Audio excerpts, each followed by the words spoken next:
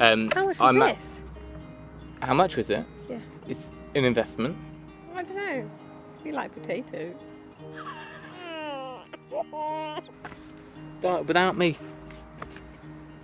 You've done it, have you? Yeah. Do my intro. Right, this is our third take already. And we're losing daylight. Oh man, if only people could see behind the scenes. Right, hello folks. Today we're having a bit of a low pro. We are going back to the start. DIY versus kids. DIY versus kids. This is it. Hang on, look, we're having a bit of a low profile video today because we've had a crazy couple of weeks and projects are ground to a halt. So we're going to catch up on some people's questions and give you a bit of an update. So yeah, our first one is future plans too. DIY versus. Oh, and we need to talk about this little one. DIY versus kids. When they're little, it was easy. You could strap them on, you know, put them in a body holder thing, carrier even, and then you could just go on and do stuff, you know, as long as there were no fumes or dust or whatever. It was safe. Whereas now, obviously, they're older and they sleep less. Yeah, but we've still got some that do sleep. So we then need to prioritise. You know, I come down and I'm like, Tim, nap time, the kids are asleep or whatever. You need to turn off your tools and do something. So then he has to rearrange what he's doing. But I mean, it's just down to planning. And the question we get is, how do you juggle it with kids? And the answer really is because we've got quite flexible jobs. We've intentionally built our careers in a way that we can work from home and be available for the kids when they need us. Yeah, so we work a lot. Our work tends to be in the evening after the kids gone to bed. So we actually do most of our house DIY type stuff Monday to Friday during the workday, which is complete opposite to most people watching this channel because you have to try and cram it into the weekends and evenings. Yeah. So that's why perhaps it looks like we're just flat out all the time, but actually we are flat out. But we carve out some of the midweek days for DIY. What was our next one? Oh, it keeps going on. That's because they don't like your face. Okay. I love you too. Garage conversion. Okay, so Tim what saw the sun. What happened to the garage conversion? Tim saw the sun and the summer happening. Gets to May each year. Yeah, it does. It literally happens and it's so predictable. Tim likes his garden. He wants to do a garden project. He gets all excited because he does love the garden. I'm like, where's my downstairs toilet? So garage conversion was, we were going full guns on that. Were we? Well, come on. You didn't touch it. Hey, I was heavily pregnant. Let's not go So the garage conversion is all, we're looking at it now behind the camera. It's closed in, it's weatherproof just. And we started decorating, but we got to a point where we can't continue with installing the bathroom in there because we've still got to kind of do the tiling and the flooring, and so we're down to a point where it's all getting things in the right order. Everything's done. Second fix. Though, and he can floor. Yeah, but I haven't got 48 hours in a day. I can tile. Yeah, we haven't done it yet. Electric's all done, signed off. So we're on the home stretch, although it doesn't look it from the outside. So we will be getting back on that because we're keen to get the working bathroom within hopefully a couple of weeks. It's so much further for the kids, especially if they're down the bottom garden, which we're very blessed to have, coming up pretty much 4 sets of steps just to go to toilet. Yeah. Kids play until they're desperate. Run! Yeah.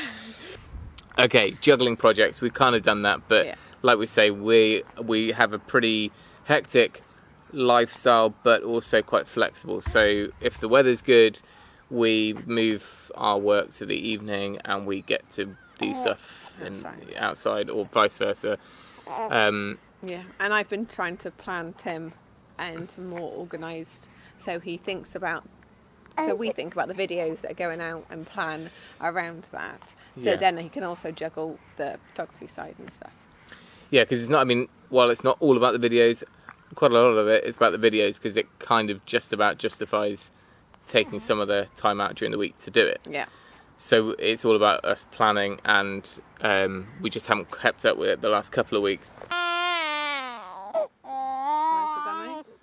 Next one is DIY more than tools. It's just a note I put, and it's something that comes up a little bit. And I think it's, for us, DIY spilled over from being just about doing a bit of decorating and whatever at the weekends, which is kind of how everyone starts. We just like to do a bit of gardening and growing our own, cooking from the basics rather than buying in shop bought. Obviously we do both, but you know, just kind of trying to get the kids to play with what they've got rather than going out and buying kits to do stuff.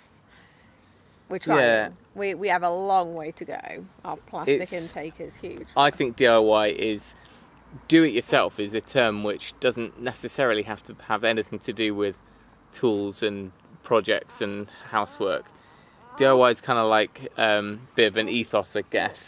So whatever you're doing, whether it's you know, changing the oil on the car or growing some veg in the garden, I don't know, trying to think of like when I'm driving along, I'm thinking of all these examples, but so it's just become a bit of a way of living, and that's spilled over into what we can produce ourselves as far as food, and that food it yourself kind of movement that I'm trying to kind of get hashtags started on, and push that side of things, because the more you do, it only takes one little project of like building, I don't know, a garden shed, and then you suddenly realise it's not actually that difficult, and you get this boost of kind of, you're proud of what you've done, and you get a sense of achievement, and actually there's nothing much better than in life than having that positivity, because it just spills over into your Monday, and then you're happy around the office or whatever. Wouldn't you say? Hopefully, yeah. Hopefully, apart from our office, we're just like in the sweaty loft, like, no, I'm not happy.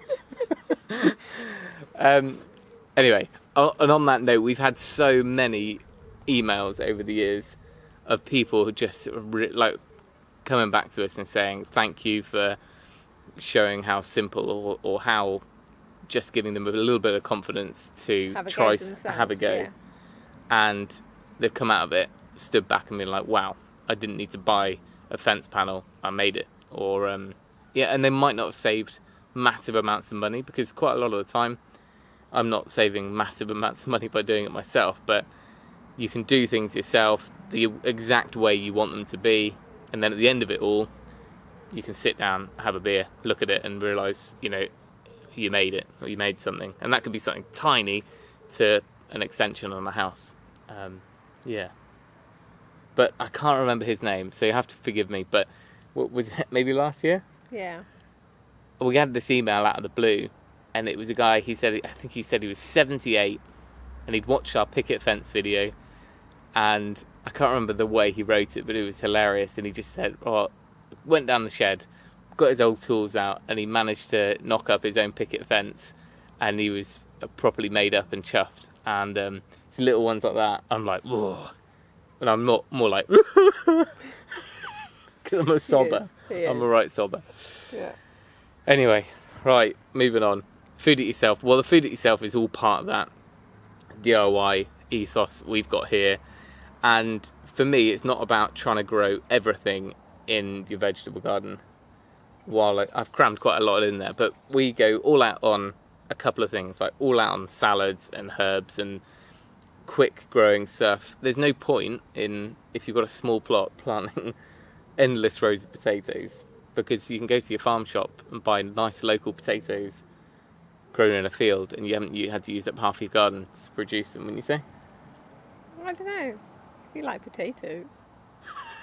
Yeah, no, you can like potatoes. Yeah, but well, grow some new potatoes. Well, don't they? It's just not it's not a good use of space in a small raised bed, I would say. For the non-salad lovers, potatoes is the way to go. Or root veg, maybe. Yeah, well, yeah. I don't know. I think if you can go, do what you like, just cook it. Yeah, just do it. I don't know, but if you can master one or two things in your veg garden and know that all summer long you've managed to produce all of that one food group. I know what I'm trying to say here. Well, if you like salads, that's all you're going to have for the whole summer.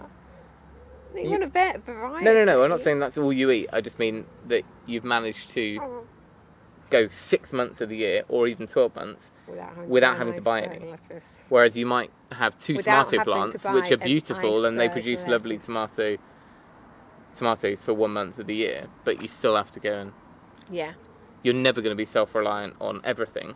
No. So for me, it's about nailing like 2 or 3 types that you know you're going to tick off the box for the whole year, almost. Anyway. Okay. Chicken. Why are we talking chickens now? Chickens are our kind of forte when it comes to food itself. So each year we produce our own chicken meat, and how much do we buy on top of that? Much? No, not much at all, really. Maybe a month's worth at the end. Yeah. Depends how well we use it, you know. So but we're almost, bearing in mind we're just a back garden. There's no farm or paddocks or anything here.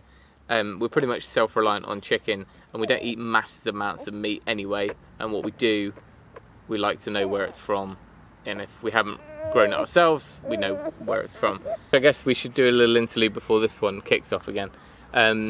So for those of you who asked from the little post we did on Instagram, yes, this was our best DIY project in that. Yeah, it was a bit of a surprise home birth. Unplanned, very unplanned, very quick. That's the problem when you've got other children. You've got to wait for somebody to come and look after them before you can leave for the hospital. They were asleep still. It was only 4 a.m. or Called the midwife. 4:15. Called the midwife. She said, "I'll give it 10-15 minutes more anyway." And then 5 minutes later, you said catch, and it was literally catch, did I? I think you said catch it. I think I said it's coming.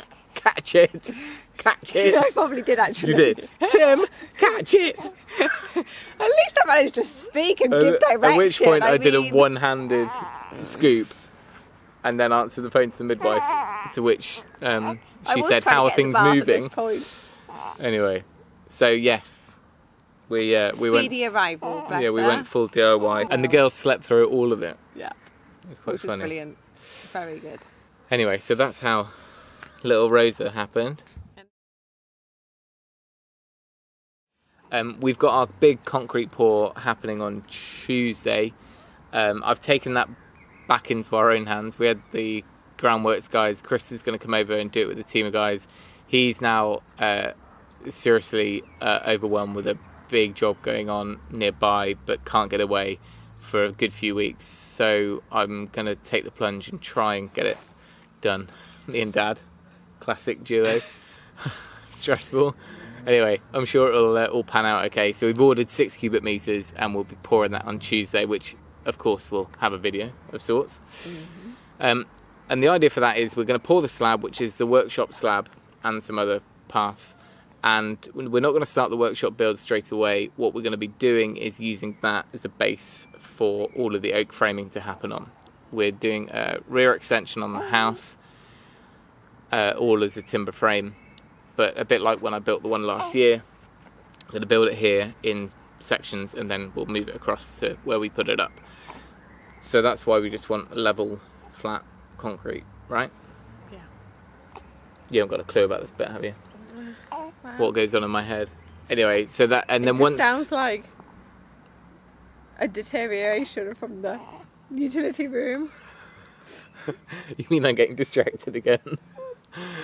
Okay, I won't start the oak frame until the utility's done. You heard it here, guys. Oh no, delete, edit that out. Anyway, so that's the idea. So the concrete goes down, gives us our little oak framing area, nice flat level work surface. Then we will start probably around September to do the oak frame on the back of the house, and hopefully get it all wrapped up before winter sets in. And then we'll work on the internals after that. And we have to knock down the external wall of the house. No, not potentially. Happening. Not happening. He has not got that through planning permission yet. There is no planning. You mean through Joe's planning? It does involve some minor disruption to the kitchen. What? I'll build you the utility, and then you can use that as the kitchen. 3 weeks before this one popped out, he turned to me and said, "So next week, i.e. 2 weeks before she was due, I'm just going to section off this part of the kitchen. So I will have access to my sink, my dishwasher, or most of my food, or my fridge." I just felt that we've had 2 other children born into building sites that she would just have missed out. Keeping you up? Sorry. So I had the video out recently with the budget plunge saw, track saw. It looks like I just got a rotten egg there, and some people had fairly decent ish ones out of the batch. But I got a refund in the end and ended up going for something different. So found a solution to the budget plunge saw. How much was this? How much was it? Yeah. It's an investment. So instead of the next thing up, really, apart from the budget ones, was to look at the Makita, and for the same price as that, I managed to find a used Festool. You love power tools, don't you? What? Yeah. With that new saw, we've got a couple of projects lined up, isn't that right? But I must say a big thank you to Oliver Bradshaw, who's the guy who I bought it from, a joiner who's got a new and growing YouTube channel, a whole different ball game from what we've got going on here, really high-end stuff, really well looked after tools. So thanks to Oliver. I'm going to leave a link to Oliver's YouTube channel down below. He recently posted a video on how he uses magnets in his cabinet doors and in the face frame, just for a really nice, classy hold. Once it's shut, it just look really good. So I'll leave a link to that down below as well. Joseph reminded me, on the subject of thank yous, I need to say a huge thank you to Adrian, who was working locally or has a house locally, and he had no need for a couple of acro props and a ladder anymore. So recently he dropped them around, and they're going to be coming in hopefully handy now she's gone when we take down the external wall of the house. So huge thank you to Adrian. I can now finally, after 4 years, give my father-in-law's ladder back to him. There's other things which I haven't even touched on, one being the van. There's stuff to finish on the van still, and I'd love to say that we're going to get it all finished and we're going to be camping every weekend throughout the summer, but I'm not quite sure how much use it's going to get, unfortunately. But we'll try and get a few more videos out on that soon.